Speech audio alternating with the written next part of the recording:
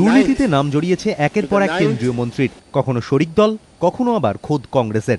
সংকটের দোসর মুদ্রাস্ফীতি, আর্থিক বৃদ্ধির নিম্নগামিতা থেকে শরিক বিচ্ছেদ। এই প্রতিকূলতার মধ্যেই 4 বছর পূর্ণ করল ইউপিএ 2 সরকার।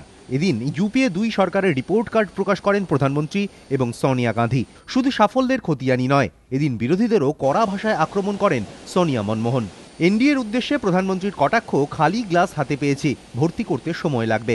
আগের সরকারের তুলনায় ভালো কাজ করেছে ইউপিএ। মনমোহন সিংহের দাবি, 9 বছরে দেশে দারিদ্র্য কমেছে, নিয়ন্ত্রণে এসেছে মূল্যবৃদ্ধি। চলতি বছরে আর্থিক বৃদ্ধির হার 6% ছাড়াবে বলেও আশা প্রকাশ করেন প্রধানমন্ত্রী।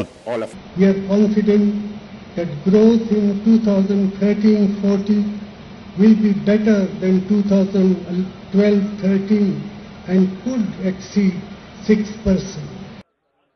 এদিন বিজেপির বিরুদ্ধে সুর চড়ান ইউপিএ সভানেত্রী সোনিয়া গান্ধীও।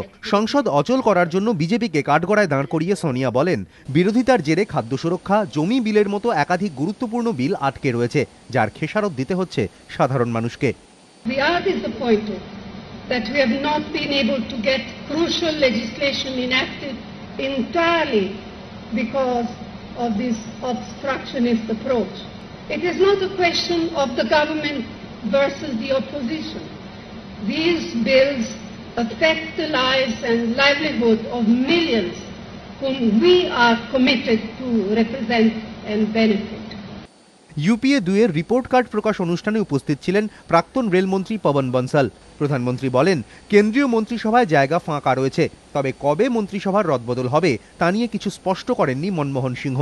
ইউপিএ রিপোর্ট কার্ড প্রকাশ অনুষ্ঠানে উপস্থিত ছিলেন কংগ্রেস সহসভাপতি রাহুল গান্ধী। রাহুল বলেন, লোকসভা ভোটে দলগতভাবে প্রচার করা হবে। এদিন প্রধানমন্ত্রীর বাড়িতে নৈশভোজে যোগ দিয়েছিলেন বিভিন্ন রাজনৈতিক দলের প্রতিনিধিরা। যদিও মুলায়ম সিংহ বা মায়াবতীকে দেখা যায়নি, তবে বহুজন সমাজ পার্টির তরফে নৈশভোজে যোগ দেন সতীশ চন্দ্র মিশ্র। নৈশভোজে এক টেবিলে বসেন সোনিয়া গান্ধী, রাহুল গান্ধী, অমর সিংহ, লালু প্রসাদ যাদব। এবিপি আনন্দ।